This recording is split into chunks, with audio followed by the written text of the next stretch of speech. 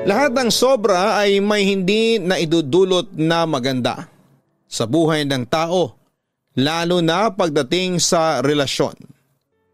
Dahil sa pagbibigay natin ng sobrang pagmamahal ay pwedeng makalimutan na nating magtira para sa ating sarili. Kaya palaging tandaan na ang pagmamahal ay hindi dapat na ibinubuhos sa ibang tao. Dear Papa Dudut, masarap sa pakiramdam kapag minamahal tayo ng sobra ng isang tao. Yung halos paikutin na nila sa atin ang mundo nila at wala na silang ibang plano kung hindi ang makasama tayo. Pero sa huli, na-realize ko na hindi rin pala healthy ang ganong klase ng sitwasyon. Dahil dumating sa point na bigla ko na lamang naramdaman na nakakasawa at nakakasakal pala ang ganong klase ng relasyon. Yung puro ako na lang ang tumatanggap at sobra ang pagmamahal na ibinibigay sa akin ng partner ko. Magandang araw sa inyo, Papa Dudut, at pati na rin sa mga libu-libong kaistorya na nakikinig ngayon. I'm Sydney, 24 years old at nagtatrabaho bilang marketing officer dito sa Laguna. Sa totoo lang ay hopeless romantic ako at talaga namang mahilig sa mga nakakakilig na bagay. Kaya nga siguro ay mabilis akong maborn noon sa mga nagiging boyfriend ko, lalo na kapag wala silang effort pagdating sa relasyon namin. Gusto ko kasi talaga yung palaging sweet sa akin at talaga namang pinag-e-effortan ako. At hindi ko alam na mai-experience ko pala yung mga sweet na bagay na dati lang ay nababasa ko sa mga romance pocketbook. 5 taon na rin akong nagtatrabaho noon, Papa Dudut. 2 na lang kaming magkasama ni Mama sa bahay dahil matagal na akong ulila sa papa ko. Ang mga kapatid ko naman ay may kanya-kanya na ring pamilya. Ako na bunso na lang ang wala pang asawa o boyfriend. Pero kahit wala akong love life, may maayos naman akong trabaho at mataas na rin ang posisyon sa opisina. Ang sabi nga ng iba ay complete package na raw ako at wala nang hahanapin pa sa akin ang magiging boyfriend ko. Kaya maging pihikan daw sana ako pagdating sa lalaki. Pihikan naman talaga ako, Papa Dudut. At sa sobrang pihikan ko nga ay ilang taon din akong naging single. Hanggang sa makilala ko pala ang lalaking sobrang magmamahal sa akin. Sa hindi inaasahang lugar at oras. Napadaan ako sa plaza noon at may nakita ako na street food vendor. Hindi naman ako gutom ng mga oras na yon pero bigla ko naisipan na kumain ng street food. Lumapit ako kay Manong at nakita ko na kalalagay lang niya ng iba't ibang klase ng tusok-tusok na pagkain sa iniinit niyang kawali na may mantika sa maliit na kalan. Na-target lock agad ng mga mata ko ang pinakamalaking jumbo kikiam doon na hinihintay ko talagang maluto. Kaya lang nang makita kong luto na yon at handa ko ng tusukin ay may ibang barbecue stick na ang kaagad na nakatusok doon. Sasabihin ko sana na sa akin yon kaya lang pagkatapos ng saglit na hipan ng lalaki ang jumbo kikiam, na ang tagal kong hinintay ay kaagad na niya yung sinubo na labis kong kinainis. Gusto ko talagang awayin yung lalaki pero nang malaman niya na hinihintay ko ang jumbo kikiam na yon ay nagsorry siya sa akin at nilibre na lamang niya ako ng pagkain at inumin, Papa Dudut. Oy, thank you ulit sa panlilibre mo ng kwek-kwek at fishbowl kanina. Pati na rin doon sa palamig na inumin. Wika ko. Wala yun. Madalas ka bang tumatambay dito sa plaza? Tanong niya. Hindi masyado. Ngayon lang ulit ako dumaan doon sa mga tindahan ng street foods. Maga kasi akong nakapag-out sa trabaho saka nakaramdam ako ng gutom. Kaya naisipan kong kumain muna. Wika ko naman. Kaya pala hindi ka masyadong pamilyar sa akin. Madalas kasi akong tumatambay dito. Pagkukwento pa niya. Kaya pala mukhang close na kayo ni Manong vendor kanina. At mukhang nakainan mo na nga ang lahat ng tindahan ng street foods dito sa plaza. Wika ko na ikinatawa niya naman. Uy, bakit bigla ka na lang natawa dyan? May nakakatawa ba sa mga sinabi ko? Nagtatakang tanong ko. Wala naman, bigla ko lang kasing na-realize na kanina pa tayong magkausap. Pero hanggang ngayon, hindi ko pa rin alam ang pangalan mo. Tugon niya. Ay oo nga pala no. Ano ba yan? Nalibre mo na ako't lahat-lahat. Hindi man lang ako nakapagpakilala sa'yo. Sydney nga palang pangalan ko. Pakilala ko sa kanya. Ako naman si Ken. Nice to meet you, Sydney. Wika naman niya. Papadudot kahit nainis ako sa ginawang pagkain ni Ken sa hinihintay kong maluto na jumbo kikiam.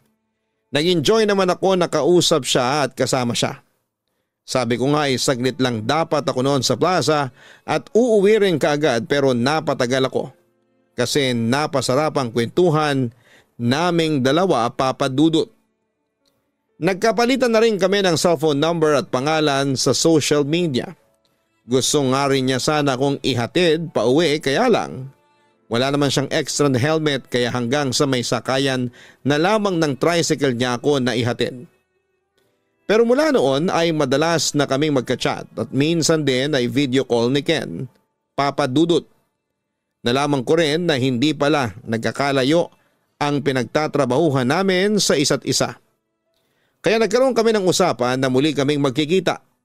Hindi ko alam kung sabik lang ba ako sa bagong tao na makakausap ng mga panahong yon. Masyado rin kasi akong naging focus sa trabaho bago ko nakilala si Ken. Pero sigurado naman ako na nag-enjoy talaga ako kapag siya na ang kausap o ka-chat ko. Lalo na't hindi kami nauubusan ng topic. Kaya naman nagulat na lamang ako sa biglang pagsulpot niya sa malapit sa pinagtatrabahuhan ko. Ihahatid niya na raw ako pa uwi na hindi ko naman tinanggihan pa. Ang bango naman itong helmet mo, bago ba to? Tanong ko nang maisuot niya sa akin ang helmet. Oo, wala naman kasi akong inaangkas na ibang babae dito sa motor ko.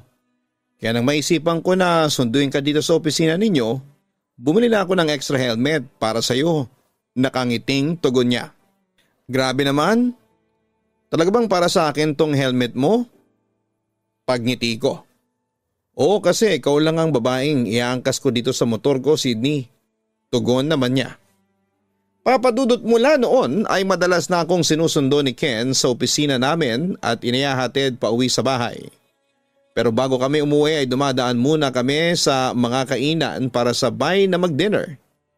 Dahil doon ay nagsimula na kaming mas maging malapit sa isa't isa. Imagine ninyo kasi na halos araw-araw na kaming magkausap sa video call. Tapos ay gabi-gabi pa kaming magkasama. Madalas nga kapag wala na kaming mapag-usapan na topic ay bigla na lamang kaming magtatawanang pareho. Ang chill lang din kasi talagang kasama at kausap ni Ken, Papadudot. Para bang pwede kong sabihin sa kanyang lahat ng problema ko sa buhay. At mapapagaan niya kaagad ang kalooban ko sa simpleng banat o joke na ibabato niya sa akin. May mga oras kasi na kapag bad trip ako sa trabaho, alam niya kaagad kung paano pagagaanin ang kalooban ko. Alam ni Ken kung paano muling bubuin ang araw ko kahit na sobrang sira na ito, Papadudot. Papadudot nung una ay hindi ko talaga alam kung bakit ginagawa yun ni Ken. Yung pakikipag-close niya sa akin at palaging pagpapagaan ng pakiramdam ko. Gusto ko na ngang isipin na may special ng dahilan yung mga ginagawa niya pero pinipigilan ko lang ang sarili ko. Ayoko naman kasi na mahopya lang sa huli. Kaya kinukumbinsi ko yung sarili ko na yung paghatid sundo na ginagawa niya sa akin. Yung mga pamamasyal namin sa iba't ibang lugar sakay ng motor niya. At yung madalas na panlilibre niya sa akin ng pagkain, lahat yon ay walang ibang espesyal na kahulugan. Kung hindi pakikipagkaibigan lang, Papadudot. Kahit ang totoo, unti-unti nang nahuhulog ang loob ko kay Ken. Sino ba naman kasing hindi magkakagusto sa kanya? Gwapo na tapos ay sweet pang kaibigan. Hanggang sa wakas ay sinabi niya sa akin na gusto niya akong ligawan. At dahil wala naman akong boyfriend ng mga panahon na yon ay sinabi ko sa kanya na ayos lang basta ipapakita niya na sincero siya sa panliligaw niya sa akin, Papa Dudut. At doon na nga siya dumalaw sa bahay para na rin makilala ang mama ko. Ayaw nga pala, may dala akong puto at kutsinta para kay tita. May kasama na rin pong yema para sa kutsinta. Pag-abot ni Ken sa dala niyang pagkain kay mama. Naku, salamat, paborito ko tong kutsinta lalo na kapag may yema. Wika naman ni mama. Nabanggit nga po yun ni Sydney, kaya yan po ang naisipan kong dalhin ngayon. Binili ko po yan sa kaibigan ng nanay ko na gumagawa ng mga kakanin. Kaya sigurado po akong masarap yan. Wika pa ni Ken. Mukha kang masarap to at maganda pa ang kahon ng lalagyanan. May iba ako. Pumunta ka ba dito para dalhin lang ang mga pagkain na ito o para sabihin sa akin na nililigawan mo na ang anak ko? Tanong pa ni mama. Uy mama, masyado naman pong diretso ang tanong ninyo. Natatawang turan ko. Ayos lang Sydney. Tama naman kasi si tita. Yun talaga ang pakay ko dito sa inyo. Ang dalawin ka. Dalhin ang pagkain na yan saka ang ipakilala ang sarili ko kay tita. Bilang manliligaw mo. Si Ken naman ang nagsalita. Alam mo, ngayon pa lang ay nagugustuhan na kaagad kita. Ganyan kasi talaga dapat ang mga nanliligaw. Naglalakas loob na pumunta sa bahay ng babae at magpakilala sa mga magulang niya. Kaya ipagpatuloy mo lang yan. Tutulungan pa kita na mapasagot tong anak ko. Singit pa ni mama. At talagang plano niyo pa akong pagtulungan ha? Kumain na nga tayo bago pa lumamig tong kape na tinimpla ko. Wika ko na lamang. Papa Dudut, hindi naman si Ken ang unang lalaki ng ligaw sa akin dahil nagkaroon na nga ako ng ilang ex-boyfriend noon. Pero masasabi ko na si Ken ang pinaka ma-effort at formal sa lahat. Kahit wala sa usapan namin ay sinadya pa talaga akong puntahan sa bahay para ligawan. Hindi pa kasi siya nakikilala ni mama. Kaya ng araw na yon ay nagpakilala na siya sa mama ko. At talaga namang naliw ito sa kanya dahil sa pagiging magalang at makwento niya. Formal din siyang nagpaalam kay mama na liligawan niya ako at syempre wala namang pagtutol na sinabi o pinakita si mama. Hindi doon natapos ang effort ni Ken, Papa Dudut, dahil ginawa niya ring makipag-close sa mga kaibigan ko. Sumasama siya sa mga lakad namin ng mga kaibigan kong babae at nagagawa niyang sakya ng mga kwentuhan naming pambabae din ang topic. Nakipag-close din siya sa mga pinsang ko nang minsang isama ko siya sa isang family gathering. Kaya kahit ang boto ng mga kaibigan at pinsang ko ay nakuha din ni Ken. Sinabi ko sa kanya na hindi niya naman kailangan na gawin yon pero ang sagot naman niya. Gusto niyang ipakita sa mga taong espesyal para sa akin na seryoso siya sa panliligaw na ginagawa niya. Kaya naman hindi nagtagal ay sinagot ko na rin si Ken, Papa Dudut. Uy, ang ganda naman ng picture frame na to. Tapos may mga petals pa ng rose sa tabi ng picture nating dalawa. Wika ko nang mabuksan ko ang regalo niya para sa first monthsary namin. Yung rose kasi hindi ba sumisimbolo ng infinity? Kaya petals nila ang ginagamit ko para ilagay sa tabi ng picture nating dalawa. Para kahit sa picture pa lang, maramdaman na natin yung panghabang buhay.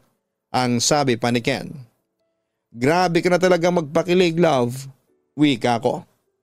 Hindi naman masyado, happy first monthsary, bati pa ni Ken.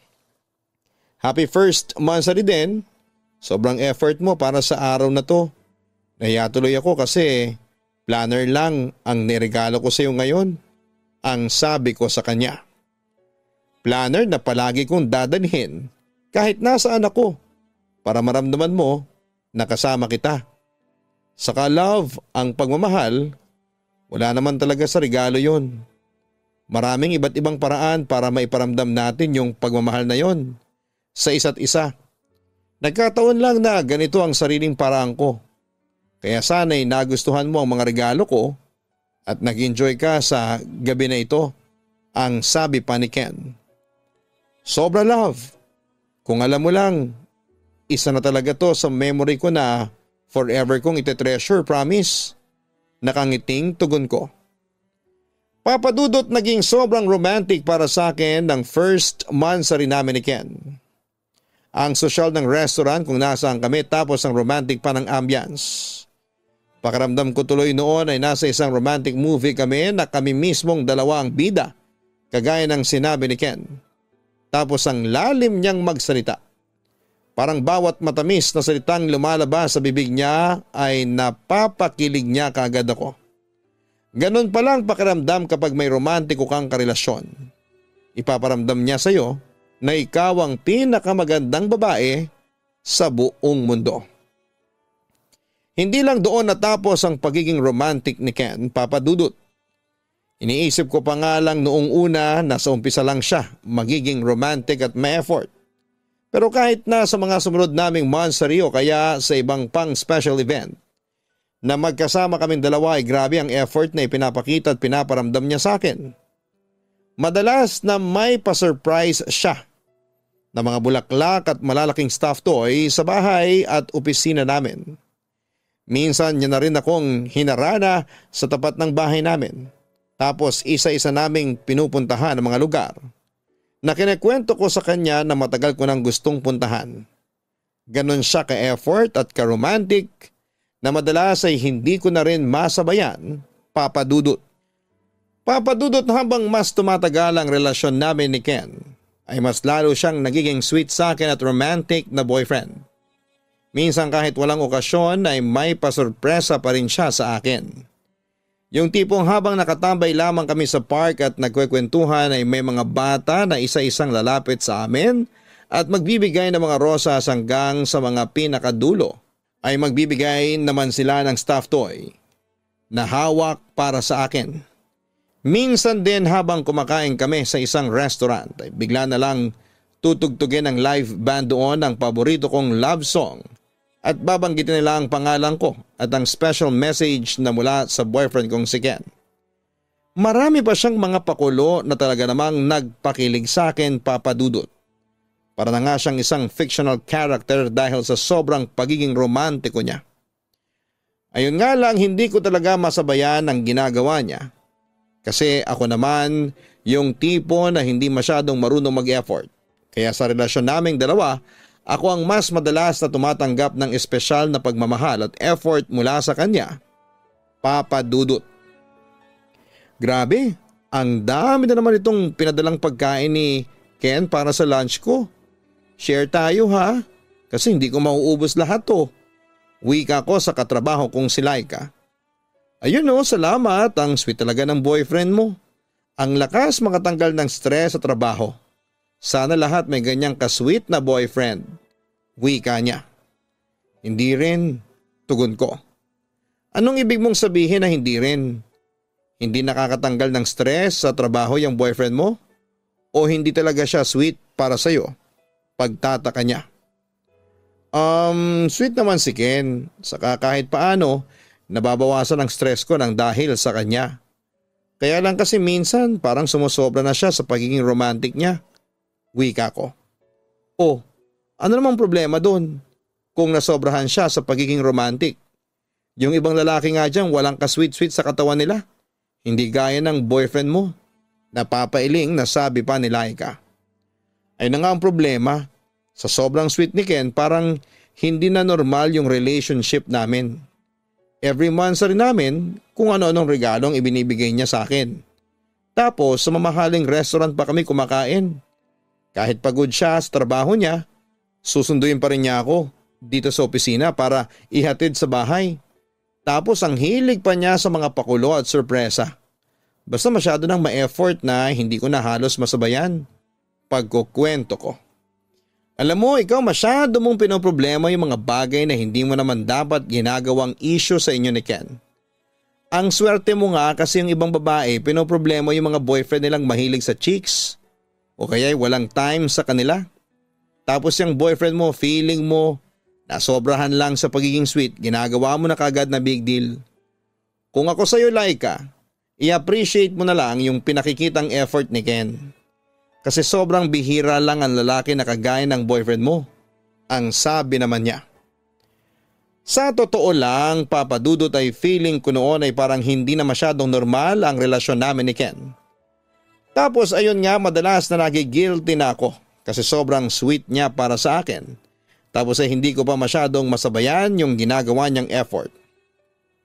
Kahit pa sinasabi niyang wala akong ibang kailangang gawin. Kung hindi ang tanggapin ang ginagawa niya ay hindi ko pa rin maiwasan na makonsensya. Kasi parang ako lang ang nakikinabang sa relasyon naming dalawa.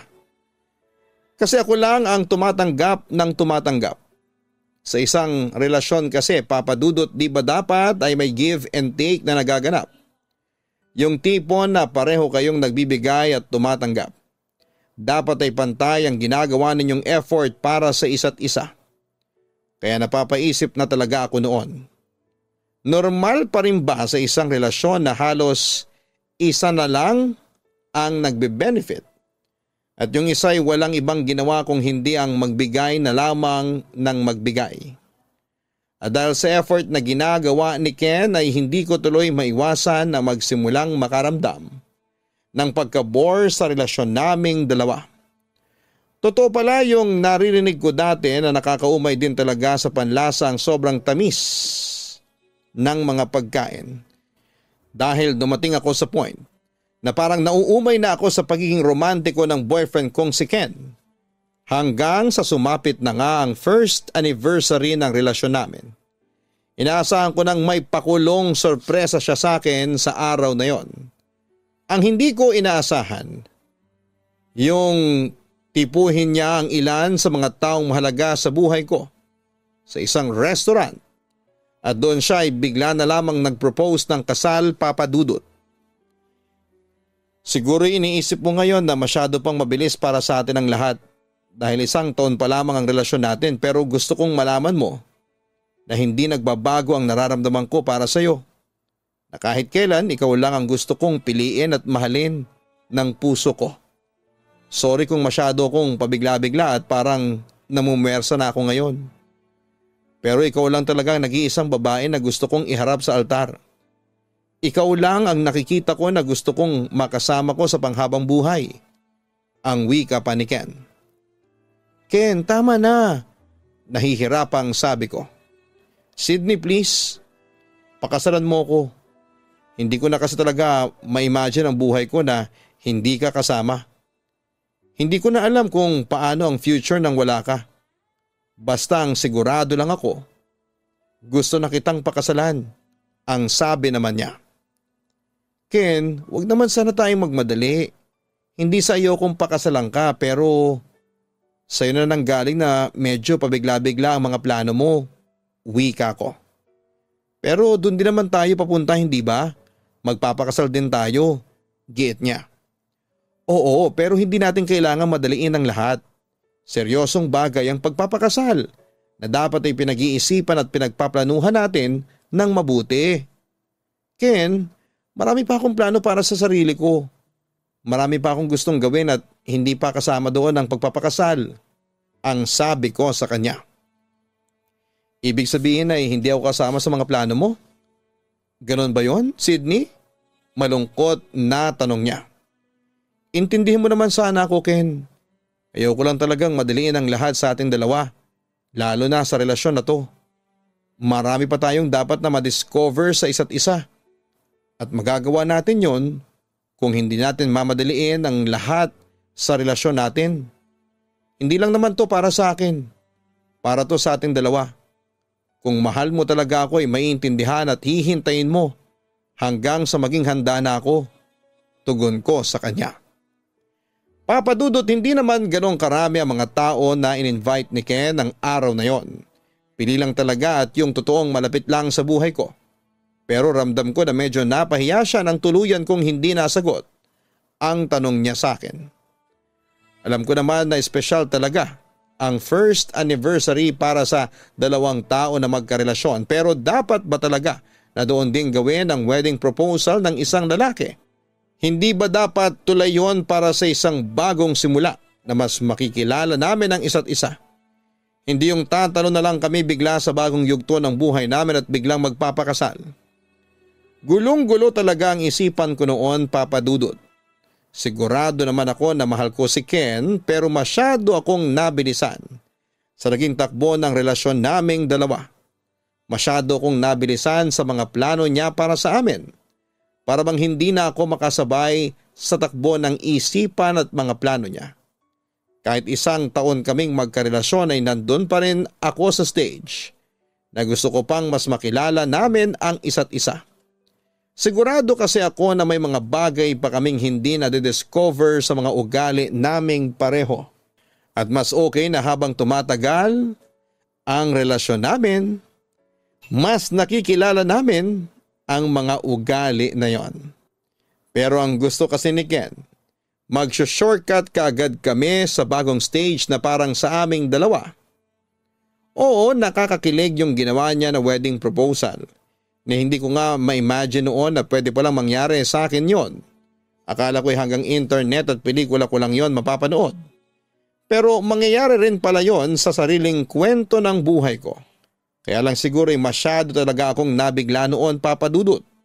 Yung kilig na dapat na maramdaman ko ng gabing yon ay napalitan ng kaba at matinding pagkalito. Kaya naman hinling ko noon kay Ken na hayaan niya muna akong makapag-isip. Bigyan niya ako ng oras na gumawa ng desisyon. Papa Dudut, naramdaman ko na nasaktan ko rin talaga noon si Ken dahil sa hindi ko pagtanggap ng singsing at wedding proposal niya. Pero hindi naman kami nag-break ng gabing yon. Ayun nga lang ay naging malamig na ang pakikitungo niya sa akin ng mga sumunod na araw. Naguguluhan tuloy ako. Kung tama o mali ba ang ginawa ko noon? Dapat ba na tinanggap ko na lamang kaagad ang kasal na inaalok niya? O tama lang na humiling ako ng oras na mas makilala pa namin ang isa't isa at mas mapag-isipan ang plano namin sa buhay? Salamat pala, Papa Dudut, sa pagbabasa nitong sulat ko at umaasa ako na makarinig ng payo mula sa inyo at sa inyong mga tagapakinig. Yours truly, Sydney. Maraming salamat, Sydney, sa pagbabadala mo ng sulat dito sa aking programa sa YouTube. Salamat sa pagtitiwala at pagbabahagi mo ng iyong kwento. Sa totoo lang ay wala akong nakikitang masama sa paraan ng pagpaparamdam ni Ken ng pagmamahal niya sa iyo. May kanya-kanya kasi tayong love language at iyon ang kanyang paraan para patunayan kung gaano siya kaseryoso sa relasyon ninyo. Pero kagaya ng sinabi mo, Sydney, wala ring masama kung pag-isipan natin ang bawat desisyon na gagawin natin sa buhay. Kagaya na lamang ng ginawa mo sa naging wedding proposal ng boyfriend mo. Ang kasal kasi ay isa sa mga pinakaseryosong stage ng buhay ng isang tao. Kumbaga kapag pinasok mo ito ay wala na talagang atrasan pa. Kaya hindi madali ang ginawa mo na humiling sa kanya ng oras para mas mapag-isipan ang tungkol sa alok niya na pagpapakasal. Ayun nga lang ay hindi mo rin maiaalis kay Ken ang masaktan dahil iba ang inaasahan niyang sagot na makukuha mula sa iyo. Ang gawin mo na lang ay maging bukas ka sa kung ano yung totoong saloobin mo sa relasyon ninyong dalawa. Sabihin mo kay Ken ang mga bagay na nagpapagulo ng isipan mo.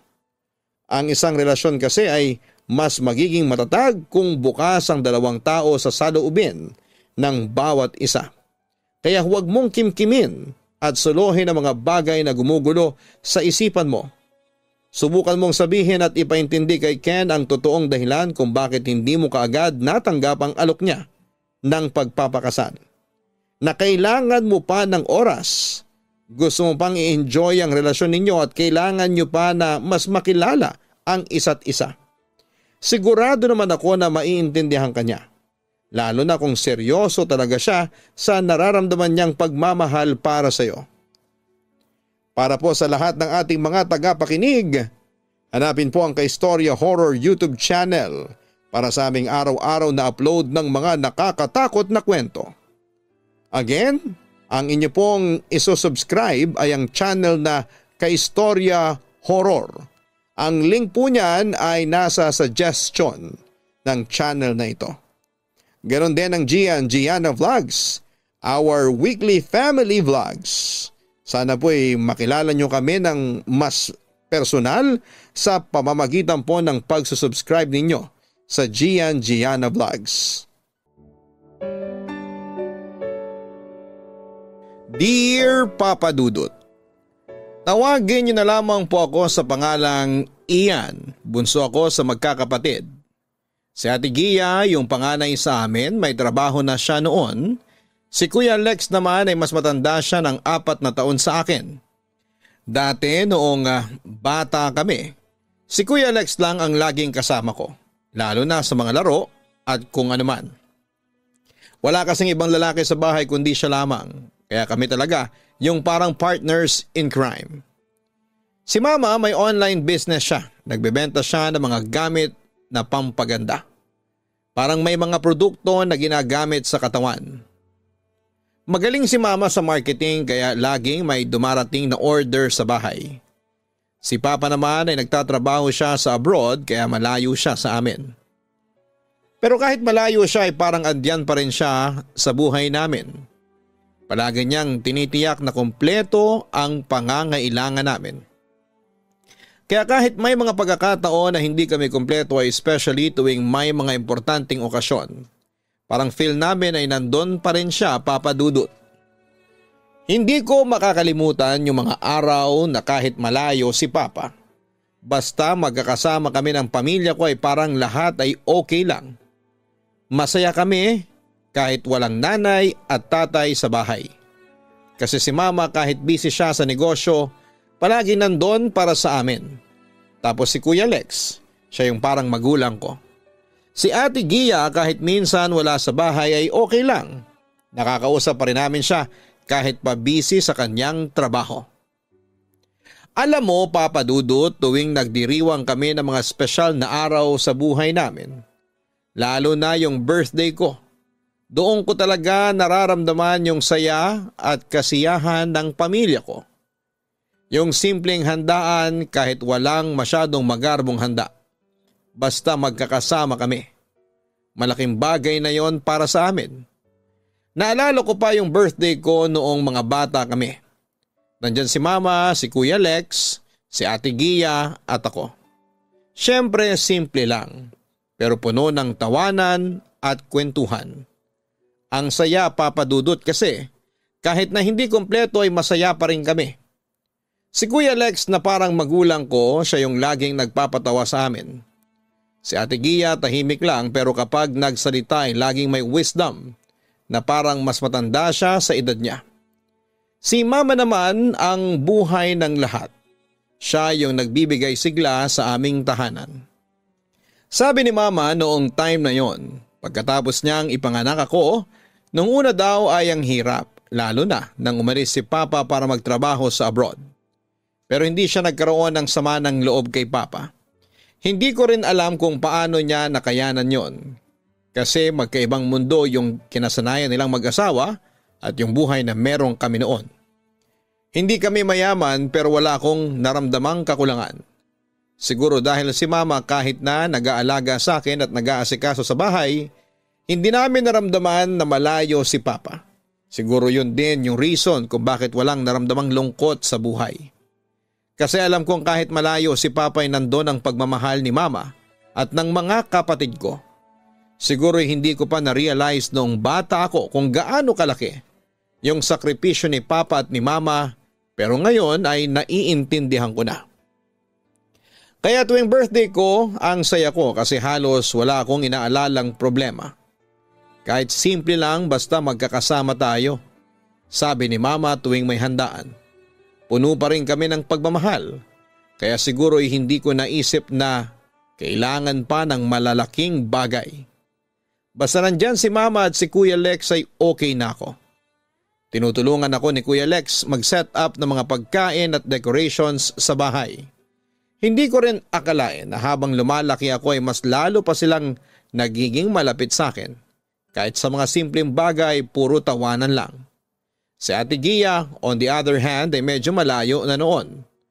Laging may lakad, pero tuwing birthday ko kahit minsan ay hindi siya makapunta. Tuwing may pagkakataon ay nag-host pa rin siya ng video call para magsaya kami. May mga pagkakataon din, tuwing may mga birthday, nararamdaman ko yung presence ni Papa. Alam mo yung parang kahit na hindi siya nandun, ay parang may pakiramdam kang naroon pa rin siya. Lalo na tuwing ginugugol namin yung mga araw na yon sa pagpaplano ng handaan at mga kwentuhan. Alam mo bunso, sabi ni mama habang inaayos ko yung mga paborito kong pagkain.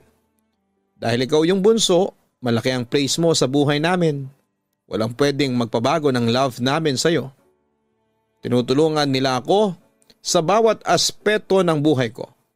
At tuwing birthday ko ay naniniwala akong wala nang pwedeng magpabago sa pamilya ko.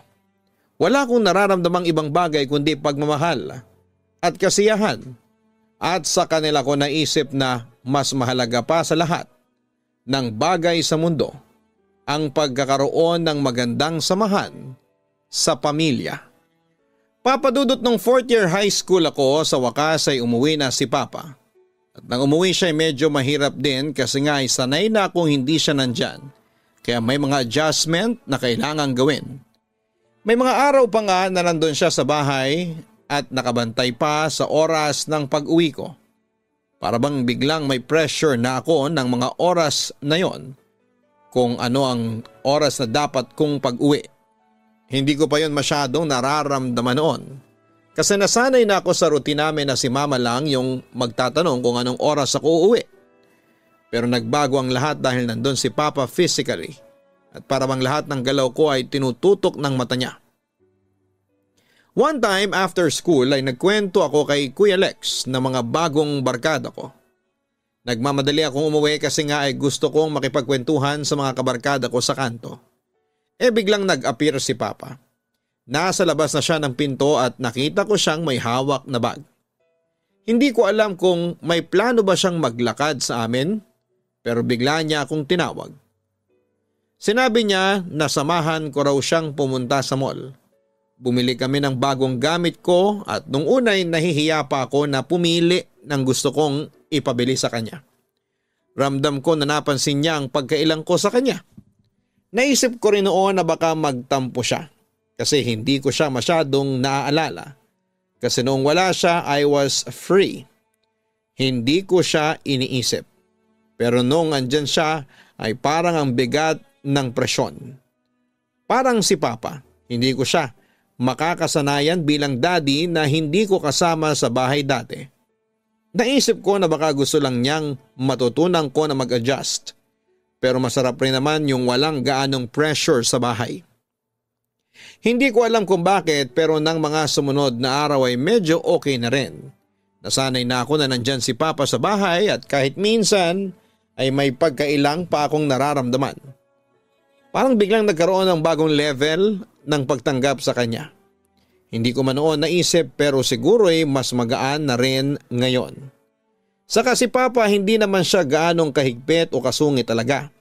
Hindi lang ako sanay noong una nakasama namin siya sa bahay. Mga ilang buwan lang ang lumipas at nagulat ako nang magbago ang lahat. Lumipat kasi kami ng bahay, Papa Dudut. Hindi na kami nagre-rent, sabi ni Papa ay nakabili raw siya ng bahay sa Bulacan. Sobrang saya ko noon kasi ang bahay na titirhan namin noon, inuupahan lang namin. Puno ng mga alaala pero may mga bagay din na gusto mo ring kalimutan. Kaya nung sinabi ni Papa na sa wakas ay may bahay na talaga kami, hindi ko maipaliwanag yung saya ko, Papa Dudut. Pati si Mama ay sobrang excited. Sumakay kami sa isang malaking truck kasama ang mga magulang ko, mga kapatid at lahat ng gamit namin. Habang binabaybay namin ang daan halos 3 oras kaming nagbiyahe papunta sa Bulacan. Hindi ko malilimutan yung araw na yon. Pakiramdam ko parang isang bagong simula. Puno ng mga pangarap at kahit sobrang init sa loob ng truck, wala akong pake. Basta nakatingin ako sa labas at iniisip ko lamang na eto na. Bagong araw para sa pamilya namin. Noong dumating kami sa 2-story house, nalilipatan namin ang una kong napansin, yung laki talaga ng bagong bahay namin. 2 palapag at hindi hamak na mas malaki kesa sa mga bahay na tinirhan namin dati. Nung makita ko yung kwarto ko sobra akong natuwa. May sarili na pala akong kwarto samantalang dati share lamang kami ni Kuya Lex. Hindi ko na kailangan maghati sa kapatid ko. Bagong kwarto, bagong buhay, parang hindi ko na ma-explain yung saya ko. Kasi dati lagi ko lang sinasabi na sana balang araw magkaroon kami ng sariling bahay. Pumunta ako sa kwarto ko at hindi ko maiwasang mapangiti. Hindi ko pa nga yata matanggap kasi parang isang panaginip lang ang lahat.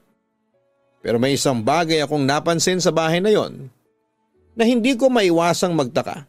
Yung pinakapinto, Papa Dudut, ay kulay pula yon at hindi namin alam kung bakit.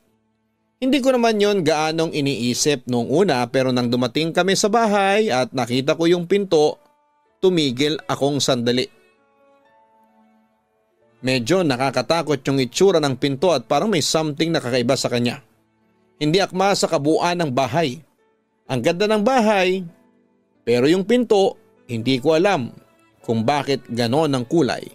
Sabi ni Mama, bakit kaya pula ang pinto na to? Ang weird naman ang kulay nito. Tapos si Papa medyo nag-isip. Papalitan ko na lang siguro yan ng pintura sa susunod. Huwag na lang munang masyadong pansinin. Pero hindi ko pa rin matanggal sa isipan ko yung pinto na yon. Parang may hindi tama. Parang may nararamdaman akong hindi ko masabi o ma-explain. Siguro'y dahil bago lang din kami sa bahay. Kaya baka naisip ko lang na baka may something yung bagong bahay namin. Naisip ko rin na baka si Papa lang talaga ang may alam tungkol doon. Kaya't hindi ko na lang binanggit. Refurbish kasi yung bahay. Kumbaga may dati nang nakatira at may dati na ring kwento. Hindi na rin bumalik sa ibang bansa si Papa at sa halip ay nagtrabaho siya bilang service van driver. Medyo malaking adjustment sa lahat sa amin pero naramdaman ko na kahit papaano ay gumagaan na ang buhay namin. Hindi na kailangan maghintay ng matagal para sa mga balikbayan boxes o magtiis sa pangungulila. Si Papa andyan na at kahit may mga araw na mahirap, alam kong kaya niyang itaguyod kami.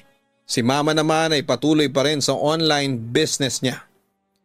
Minsan ay may mga araw na magkasama kami ni Papa sa bahay at nakaupo lang kami sa harapan ng bahay habang nag-uusap tungkol sa mga plano sa buhay. Magana ang lahat, hindi na kami masyadong nag-aalala. Pero yung pinto, Papa Dudut, ay hindi ko pa rin matanggal sa isip ko. Alam ko na baka ako lang yon at minsan habang natutulog ako ay parang naririnig ko yung pinto na may kaluskos. May parang humihingal o may dumadaan sa labas ng kwarto ko.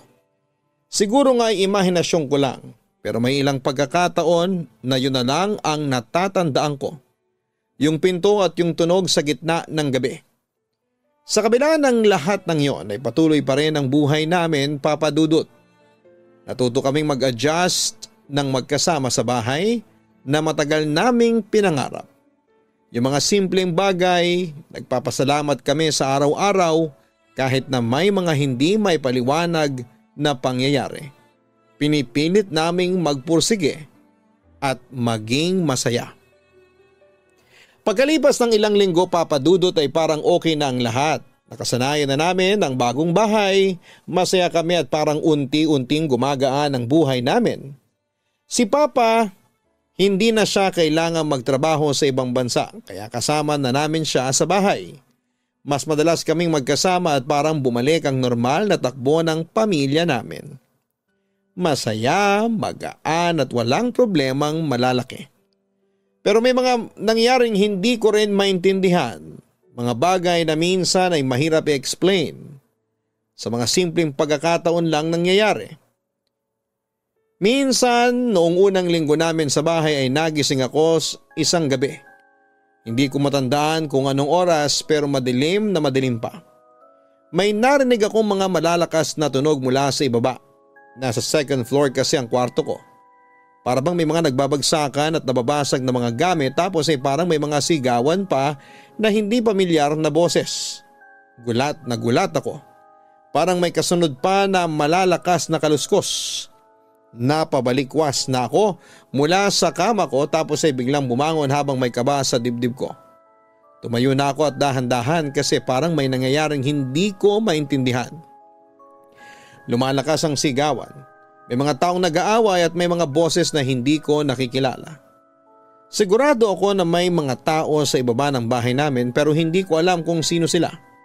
Hindi ko may paliwanag kung bakit ang lakas ng kaba ko sa dibdib. Hindi ko naisip na baka mga kapitbahay lang na maingay pero ang ingay kasi parang malapit na malapit sa amin. Yun nanggagaling sa mismong babang bahay namin. Parang gusto ko nang buwaba talaga noon pero may takot pa rin. Ayoko namang makita kung ano yon kaya't nahirapan akong magdesisyon. Habang naririnig ko pa rin ang sigawan at tunog ng pagbabasag ng mga gamit ay parang may naramdaman akong hindi tama.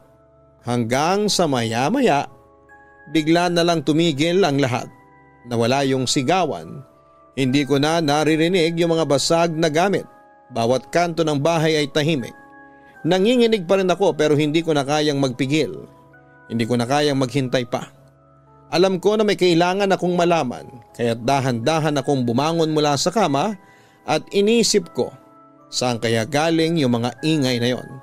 Sino kaya yung nag-away sa loob ng bahay namin? Nagmamadali akong buwaba at tinahak ko ang daan pababa. Medyo kabado pa rin ako kasi hindi ko alam kung anong nangyayari. Nang makarating ako sa ibaba ay sobrang gulat ko, Papa Dudut.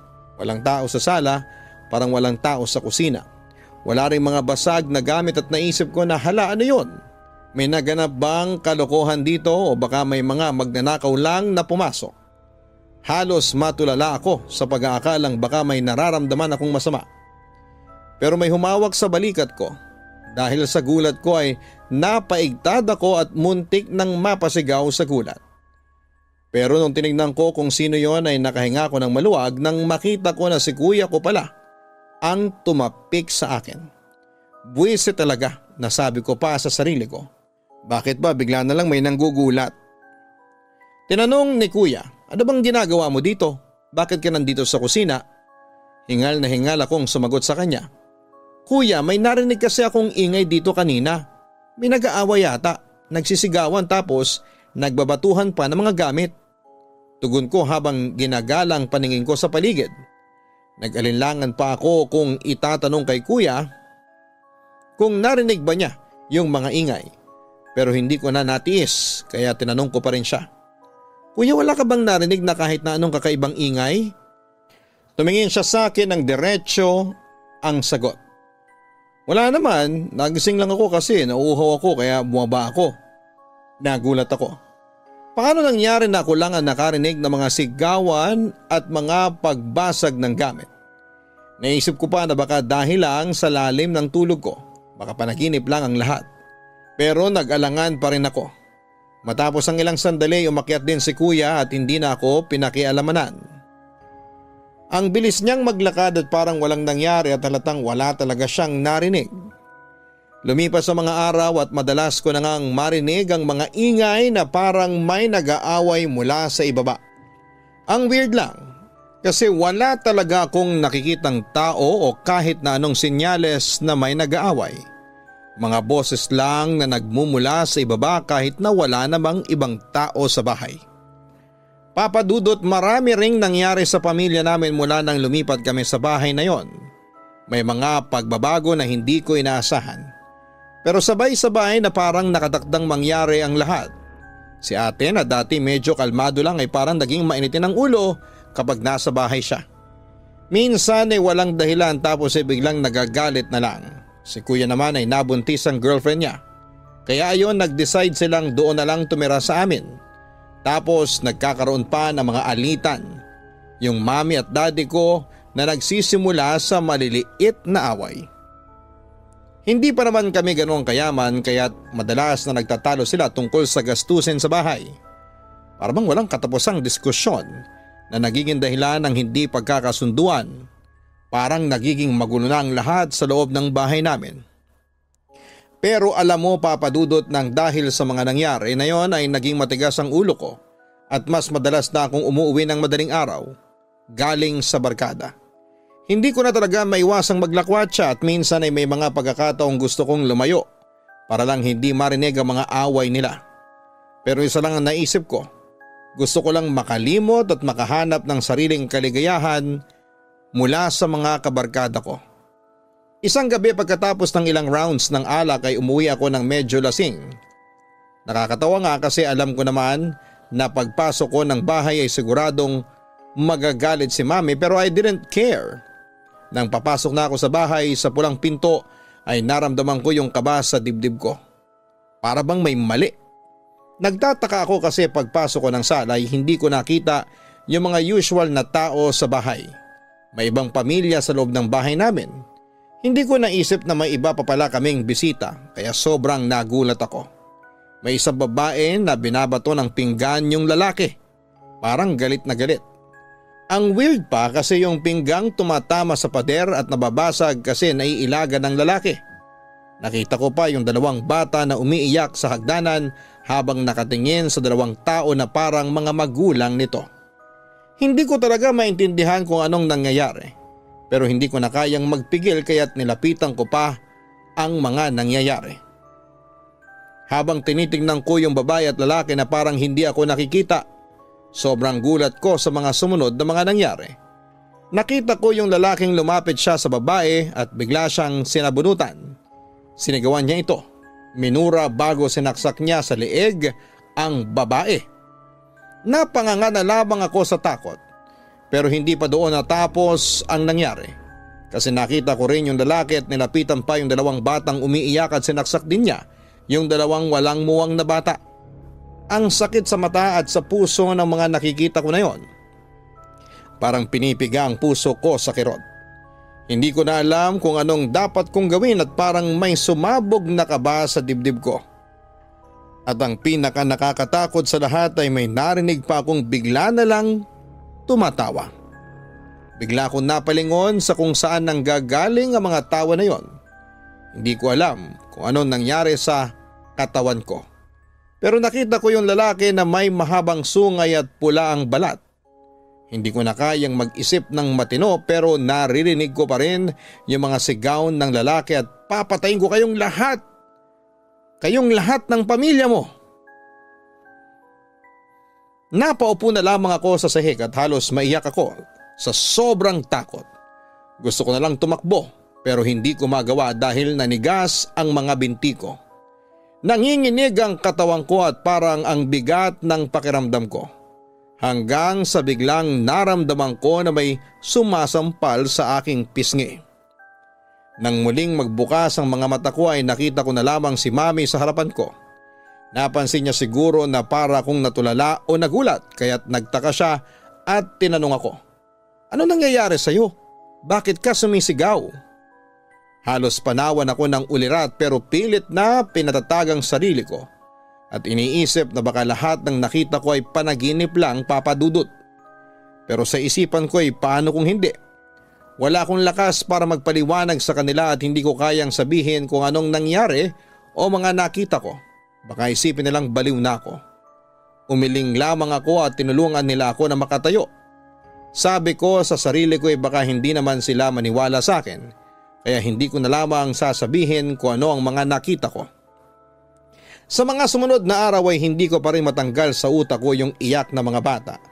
Sigawan ng mag-asawa at yung pagtawa ng demonyo. Minsan kahit natutulog ako, naririnig ko pa rin sila at nakikita sa isipan ko kung paano saksakin ng lalaki sa leeg ang babae at mga bata. Parang may mga boses na hindi ko kayang alisin sa isipan ko. Hindi ko alam kung ako lang ba talaga ang nakakarinig noon pero sigurado akong hindi ko kakayanin ang mga nangyayari sa bahay namin. Dumarating pa rin yung mga gabing yon at hindi ko alam kung anong mangyayari sa bahay na ito. Parang may namamahay na hindi ko kayang ipaliwanag. Minsan, Papa Dudut, naiisip ko na baka yung mga nangyayari sa pamilya namin, yung mga hindi magagandang bagay ay nagsimula lahat sa bahay na yon. Kasi kung tutuusin ay halos lahat ng kalamidad na nangyari sa buhay namin ay doon na nagsimula. Nang mga panahon na yon ay parang isa-isa nang gumuguho at gumugulo ang buhay namin. At pati kami sa bahay ay naguguluhan na. Matapos magsama si Kuya at ang girlfriend niya ay parang naging magulo na ang lahat. Lalo na nang makuna ng girlfriend niya. Nagkaayos sila pero hindi na gaya ng dati. Yung girlfriend ni Kuya hindi na tinatanggap ni Mami at Daddy hanggang sa nagsimula na rin silang mag-away ni Kuya. Dumating sa point na sinaktan ni Kuya ang partner niya. Kilala namin si Kuya na mahinahon at mabait pero parang bigla siyang nagbago.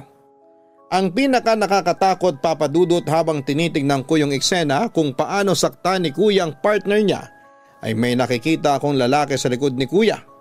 Sobrang bilis ng pangyayari. Parang may isa pong nilalang na nakatayo sa likod niya. Hindi ko siya matukoy agad, pero alam mo ba kung anong nakita ko? Parang demonyo. Yung katawan niya puro pula, parang shadow na hindi mo matutukoy. Pero yung mata, sobrang itim at yung ngiti ay grabing nakakakilabot. May buntot na mahaba at 2 sungay. Tumatawa siya na parang tuwang-tuwa sa mga nangyayari. Gusto ko sanang magsalita pero hindi ko kayang alisin ang mga mata ko sa kanya, tapos ay parang naging bato rin ang dila ko. Bago ko pa man magawang mag-react, bigla na lang siyang nawala at parang mist, parang usok na lang na naglaho. Para akong na-paralyze sa takot, Papa Dudut. Pero hindi ko na sinasabi kay Kuya. Hindi ko rin kasi alam kung makikinig siya sa akin, baka isipin niyang baliw lamang ako.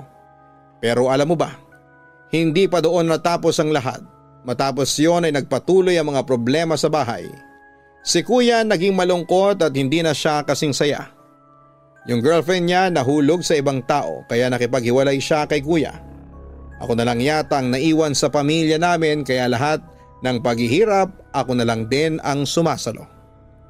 Tapos isang araw yung ate ko naman ay napansin namin na parang may mali sa kanya. Lagi siyang mahirap huminga, parang tinatamad maglakad. Kasi dati hindi naman siya ganoon, pero yun nga, inisip namin na baka siguro ay stress lang. Hanggang sa lumala ang lahat at nalaman namin na may sakit pala siya sa baga. Pero sa kabila ng lahat ay hindi namin naiwasang mawala ng pag-asa na magpatuloy sa pagdarasal. At sa mga sumunod na araw ay hindi na nakaligtas si ate. Pumanaw siya at yun na nga ang pinakamasakit na nangyari sa buhay namin. Kasi si ate, siya yung laging nagsisilbing matatag sa pamilya. Siya ang palaging nandyan para sa amin. Kaya't sobrang lungkot ko nang nawala siya. Sobrang laki ng epekto nito sa pamilya na halos nawala na kami ng direksyon.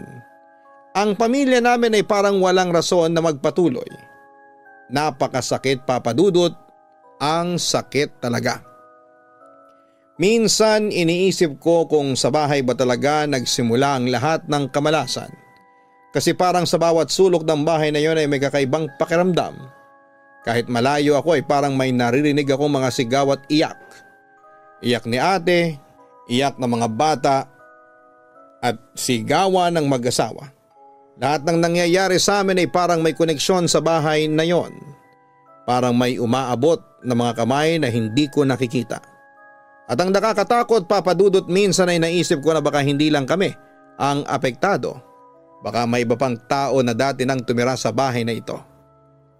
Papa Dudut, may mga pagkakataon na naiisip ko na baka may dahilan kung bakit kami nalipat sa bahay na yon. Kaya't matapos ang lahat ng nangyaring mga hindi magagandang bagay ay may naisip akong paraan. Hindi ko na kayang makita ang pamilya ko na patuloy na nagdusa. Kaya tinanong ko na lamang kung anong pwede naming gawin para ayusin ang sitwasyon. Isang araw habang nag-uusap kami ng mama at papa ko ay naisip ko na kailangan na nilang magpa-blessing ulit. Hindi ko alam kung bakit, pero pakiramdam ko ay iyon ang magiging solusyon. Kung may mga ganitong nangyayari sa bahay, baka kailangan lang talagang magpadasal. Saka hindi ko lang basta sinabing magpa-blessing kami. Binanggit ko pa sa kanila na baka kailangan natin ng feng shui. Yung bang mga bagay na may kinalaman sa energy ng bahay. Kung paano natin aayusin para hindi magka-problema. Kaya kung tutusin ay parang napaka-dysfunctional na talaga ng pamilya namin dahil sa mga nangyayari. Kaya't naghanap kami ng mga eksperto. May mga nag-suggest sa amin na pumunta sa isang faith healer. Siguro hindi ko na kayang idetalye ang lahat ng sinubukan namin.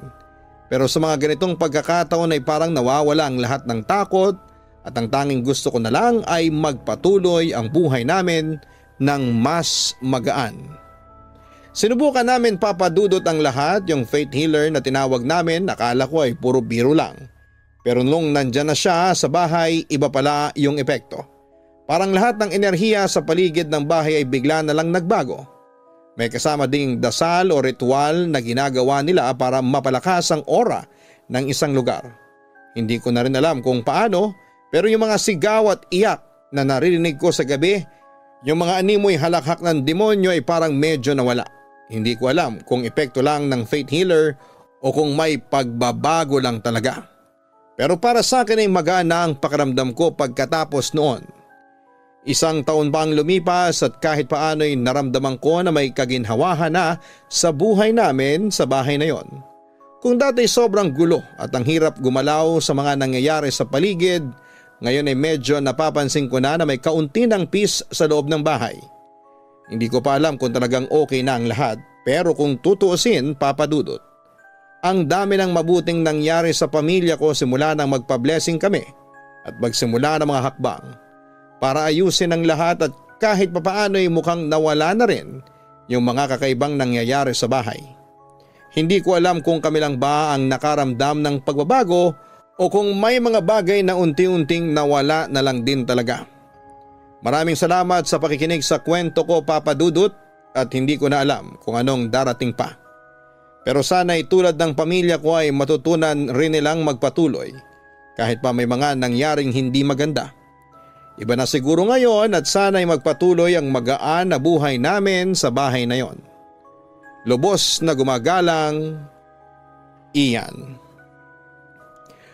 Una sa lahat ay nakakatuwa at nakakatawa ng puso na nagsimula ka mag-isip ng paraan para ayusin ang lahat. Ang buhay talaga ay puno ng pagsubok at hindi lahat ng nangyayari ay may madaling paliwanag. Lahat tayo ay may mga karanasan na mahirap ipaliwanag o tanggapin. Pero ang mahalaga ay natuto tayong mag-move forward at hanapin ang solusyon. Sa mga nangyayari sa inyo sa bahay, mahirap talaga magtiwala sa kung ano ang nararamdaman mo. Kung minsan ang mga bagay na hindi natin nakikita parang mas mahirap tanggapin, pero sigurado akong ang mga hakbang na ginawa ninyo para magpa-blessing at magpa-feng shui ay makakatulong. Hindi lang sa bahay kundi pati na rin sa mga puso ninyo bilang pamilya. Ang mga ganitong desisyon ay hindi madaling gawin, pero kung nakaramdam ka ng magaan na pakiramdam, pagkatapos noon, ibig sabihin ay may pagbabago. Kahit paunti-unti. Ang importante iyan ay patuloy kang magpakita ng malasakit at pagmamahal sa pamilya mo. Pagdaanan mo lang ang mga pagsubok na yon ng may tapang at pag-asa. At hindi mo alam sa huli ay magiging magaan din ang lahat. Alalahanin mo sa bawat pagsubok ay may pag-asa. Magsimula sa maliliit na hakbang at magtiwala na lahat ng ito ay magiging parte ng iyong kwento ng paglago. Hanapin po ang Kaistorya Horror YouTube channel para sa araw-araw na upload namin ng mga nakakatakot na mga kwento. Ang link po niyan ay nasa homepage ng channel na ito. Ganon din ang Gian Gianna Vlogs, our weekly family vlogs. Sana po ay nakapag-subscribe na kayo, mga ka-online. Maraming salamat po sa inyong panonood at pakikinig.